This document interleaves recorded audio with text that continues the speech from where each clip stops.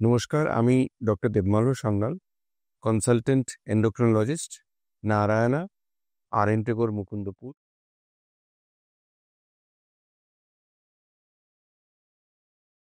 অত্যাধিক টায়ার্ডনেস, দুর্বলতা, পরিস্রাব হওয়া এবং ওজন কমে যাওয়া ডায়াবেটিসের লক্ষণ হতে পারে। কারণ যখন সুগারের মাত্রা অতিরিক্ত হয়ে যায় শরীরে, তখন অতিরিক্ত পরিস্রাব, অতিরিক্ত জলতেষ্টা পাওয়া এবং ওজন কমে যাওয়া তার একটা প্রধান লক্ষণ। সেক্ষেত্রে ডায়াবেটিস আছে কিনা সেটা দেখে নেওয়া উচিত এবং যে কোনো ডাক্তারের পরামর্শ নিয়ে সুগারের টেস্ট, যেটা খালি পেটে খাবারের 2 ঘন্টা পরে, এবং HbA1c করিয়ে নেওয়া উচিত, দেখে নেওয়া উচিত ডায়াবেটিস আছে কিনা।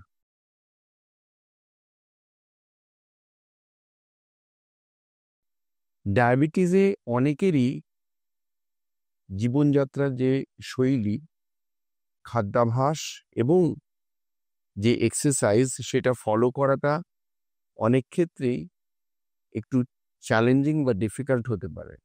সেক্ষেত্রে আমাদের মনে রাখতে হবে যে ডায়াবেটিস স্পেসিফিক কোনো ডায়েট নেই। এটা সাধারণ ডায়েট, হেলদি ডায়েট, সেটাই দরকার। কিন্তু ক্যালোরিটা রেস্ট্রিক্ট রাখতে হবে।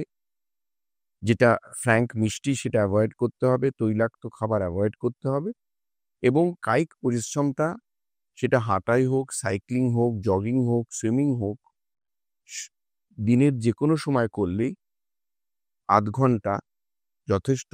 এমনকি যদি একটানা যদি 0.5 ঘন্টা নাও করা যায়, 10 মিনিট করে দিনে 3 বার করা যেতে পারে। অ্যাটলিস্ট সপ্তাহে 5 দিন, মানে 150 মিনিট সপ্তাহে করাটা জরুরি। আর তার সাথে রেগুলার একটা ডায়েটারি প্যাটার্ন মেনটেন করার চেষ্টা করা দরকার, যেটা স্বাস্থ্যকর ডায়েট, ফ্র্যাঙ্ক সুগার বা ফ্র্যাঙ্ক মিষ্টি এবং তৈলাক্ত খাবার অ্যাভয়েড করে।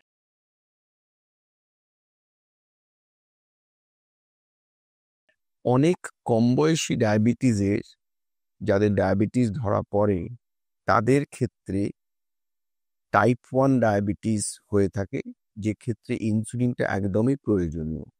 অনেকেরই 4 বার অবধি ইনসুলিন লাগে টাইপ 1দের।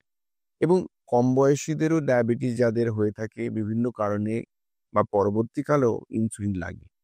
এখন ইনসুলিন বিশেষ করে পেনের মাধ্যমেও দেওয়ার উপায় আছে, তাতে কিছুই পেন হয় না এবং সেক্ষেত্রে যেগুলো নতুন ধরনের ইনসুলিন, সেটাতে সুগার ফল করে যাওয়ার বা হাইপোগ্লাইসিমিয়া হওয়ার চান্সও খুব কম। সেই জন্য ইনসুলিন কিন্তু নির্দ্বিধায় দেওয়া যায় এবং পেশেন্ট নিজেই ইনসুলিন নিতে পারে। কিন্তু খুব ইম্পর্টেন্ট হলো যে ডায়াবেটিস বা সুগারের মাত্রা নিয়ন্ত্রণে আনতে গেলে শুধু ইনসুলিন নিলেই হবে না, তার সাথে মনিটরিং বা ব্লাড গ্লুকোজ মনিটরিং করতে হবে ওই গ্লুকোমিটার দিয়ে, মেশিন দিয়ে, এবং সেই অনুযায়ী ইনসুলিনের মাত্রাটাও অ্যাডজাস্ট করতে হবে। সেটা না করলে কিন্তু সুগার বা ডায়াবেটিস নিয়ন্ত্রণে আনা ডিফিকাল্ট। সেই জন্য একদিক দিয়ে ইনসুলিনটাও যেখানে প্রয়োজন নিতে হয়, এবং ইনসুলিন নিলে ডেফিনেটলি গ্লুকোমিটারে মনিটরিং করে ডোজ অ্যাডজাস্টমেন্ট করা প্রয়োজন। সেটা আপনার ডাক্তারবাবু যেরমভাবে বলে দেবেন সেই নির্দেশ ফলো করে।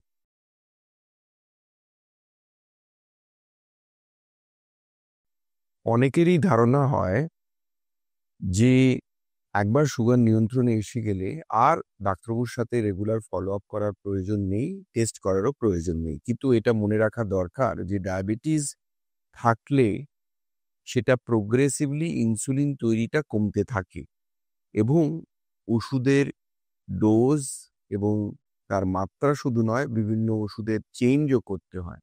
সেইটার জন্যই কিন্তু রেগুলার ডাক্তারবাবু যেভাবে পরামর্শ দিয়ে থাকেন সেই অনুযায়ী তার সাথে যোগাযোগ করে সেই ডোজ অ্যাডজাস্টমেন্ট, ওষুধের অ্যাডজাস্টমেন্ট করাটা প্রয়োজন। এবং শুধু তাই নয়, দেখে নেওয়া দরকার যে অন্য অঙ্গ প্রত্যঙ্গগুলো অ্যাফেক্টেড হলো কিনা, যাতে আমরা সেই অ্যাফেকশনটাকে প্রতিরোধ করতে পারি।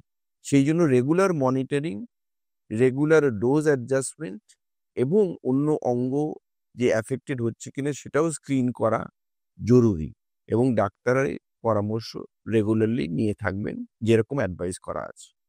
ডায়াবেটিস থাকলে একটা জিনিস মনে রাখতে হবে যে সুগার, প্রেশার এবং কোলেস্ট্রল এই ৩টে জিনিস নিয়ন্ত্রণে থাকলে আপনার অঙ্গ প্রত্যঙ্গগুলো বিশেষ করে চোখ, হার্ট, কিডনি, নার্ভ, লিভার এগুলো অ্যাফেকশন অনেকাংশেই প্রতিরোধ করা যায়।